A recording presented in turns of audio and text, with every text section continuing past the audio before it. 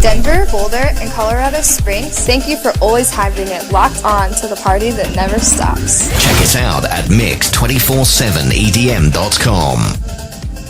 Hey everyone, thanks for tuning in to Mix 24/7 EDM. This is Shayan, and I'm here at Global Dance Festival with my man Deorro.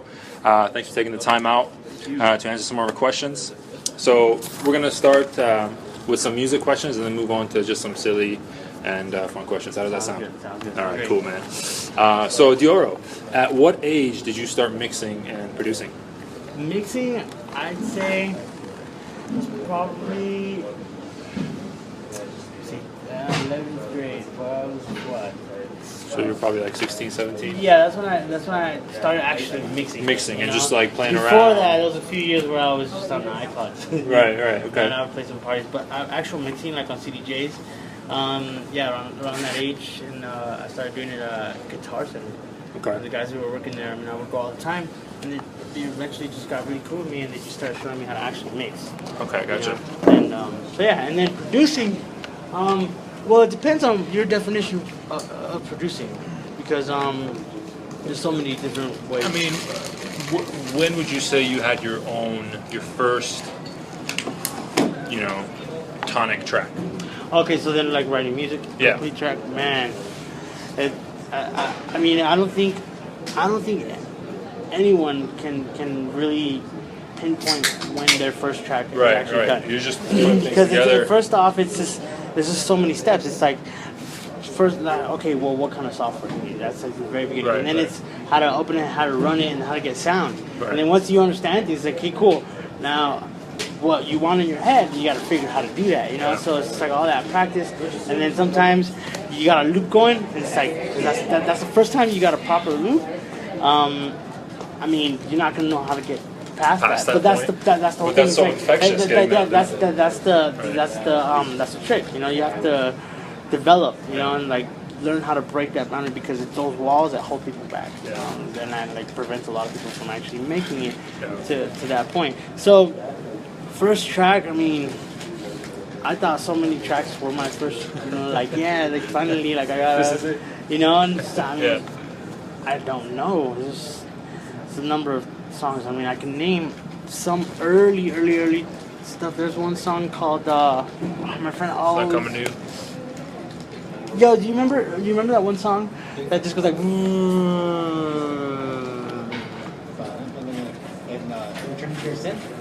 Yeah.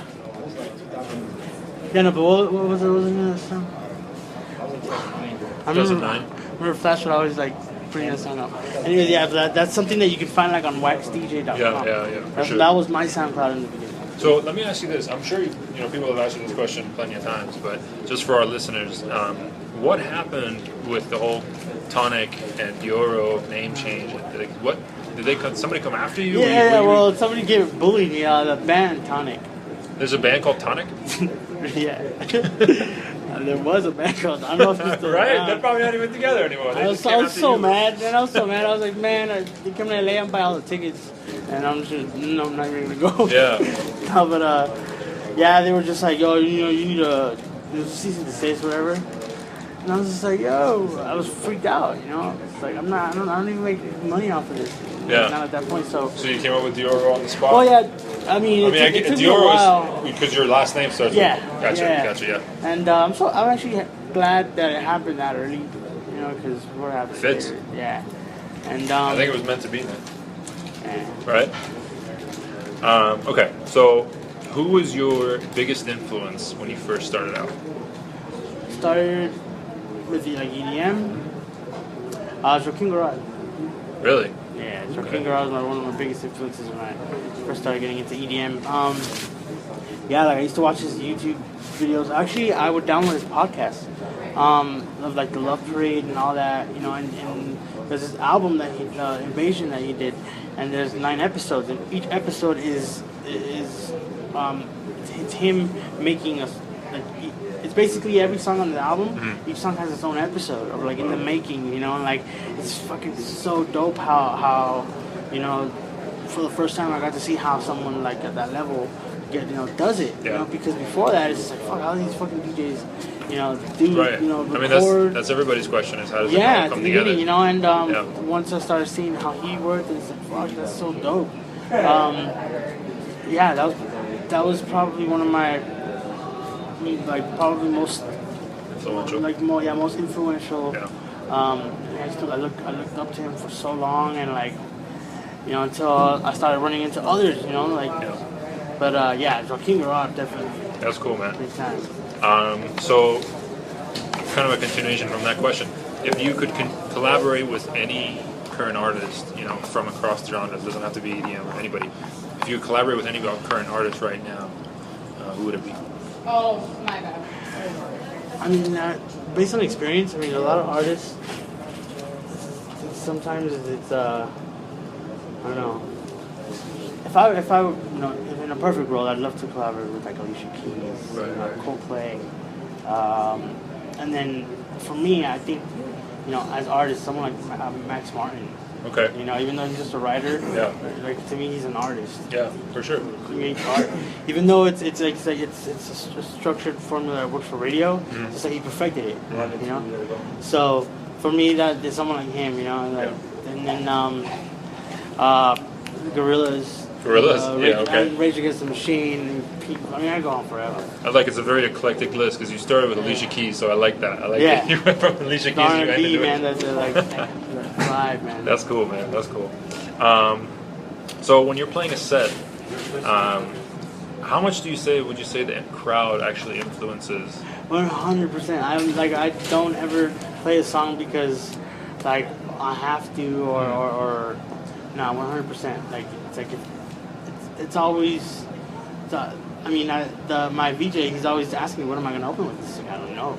It's just like, he knows that I have to just get on stage and just feel the crowd out, And it's constant, non-stop. Sometimes I'll play a mashup, and then sometimes the second half just isn't right, so I'll have to actually mash it up live, so it's always different. That's cool, man.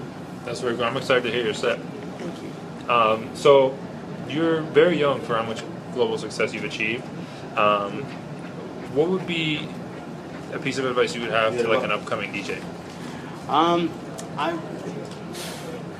Somebody who's mixing in there. I feel like the best thing you can do is, because time is your most valuable thing, and I think the best thing that you can do is figure out where time is your investment. So Deorro, you've achieved global success at a very young age. What would be your number one advice for an upcoming DJ?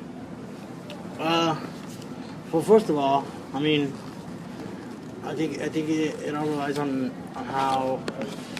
where you stand, especially on perspective on everything. Sorry. I think it one of the most important things is how open-minded you are, man. How positive you are, dude. Because the truth is, it's an uphill challenge to try and do something with your life and try to change things, And in reality, everyone has what it takes. And I think at the end of the day, a lot of people just feel like they're not good enough. But in reality, who's gonna motivate you if you're not motivating yourself? Yeah, it goes back to what we were talking about earlier. You got to push yourself. Yeah. So I think barriers. First of all, when it comes to when people say that I'm talented and it's a gift and I was born with it, but in reality, I think the talent is just pursued interest. Mm-hmm. I think you didn't give up. Anything you're willing to practice, you can do. You know what I'm saying? So, not everybody can have a common skill like music. Maybe someone is really good at designing glass or custom-made glass sculptures or something. You know what I'm saying? But how would someone figure that out? Right. Unless you try new things. So I think the most important thing is to always keep an open mind and always try new things, because I think the best thing that you can ever do to get yourself anywhere is always do something new, because if you're always doing the same thing, you're never going to learn anything about yourself, because that's what it comes down to.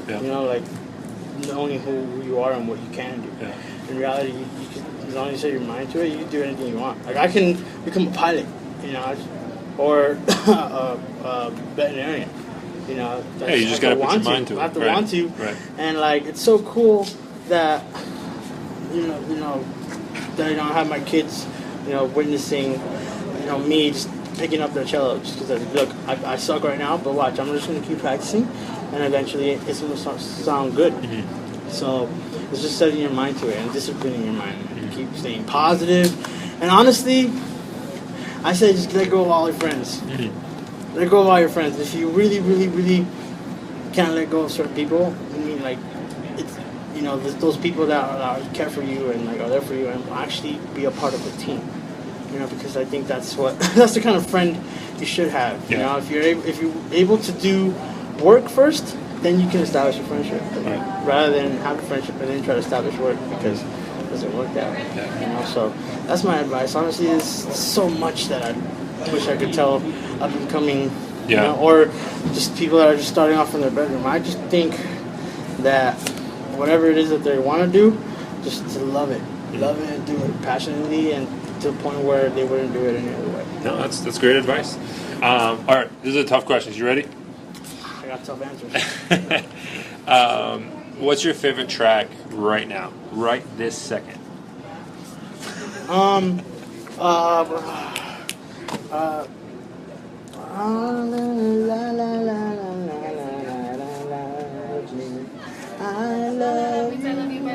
The Phonics.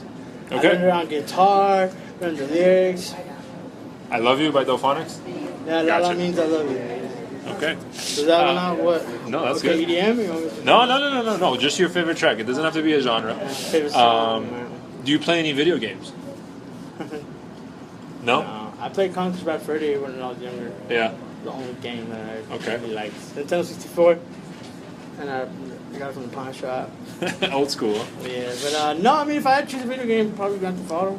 Okay, Grand Theft Auto. That's a safe bet. Yeah. Safe. So if you're stranded on an island and you can only have 3 things with you, which 3 things would you take? A magnifying glass, a knife, and a dog. Wow. That was the quick. I've asked this from probably dozens of DJs. That was the fastest anybody's ever answered. Really? And those are very specific. Well, magnifying glass, because you start fires with that all the Yeah. time. A knife, because you build weapons, building, and then a dog, because you need a companion. mental health, and then also Man's best friend. like we can hunt for you. Yeah, definitely, and they'll protect you. Who is your favorite superhero? Spider-Man. Spider-Man. My dad loved Spider-Man, and like, I mean, I was never really into superheroes. Yeah.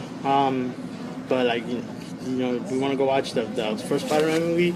That's cool. Yeah. I still hate spiders though. But no, that first Spider-Man movie was like the first comic movie. Yeah. It was of this age, of like people our age that they, besides like Superman from the 70s and Batman from the 80s or whatever. Yeah. That first Spider-Man with Tobey Maguire was like the origin. It was OG, so man. Cool. That was One it. thing I love the scoring. Music. Yeah. It's like Marvel always fucking has the best music. Stop with that. Yeah. The fucking comics crashing. Cool, man. So yeah, I mean that's everything. Congratulations, you survived the interview. That wraps it up.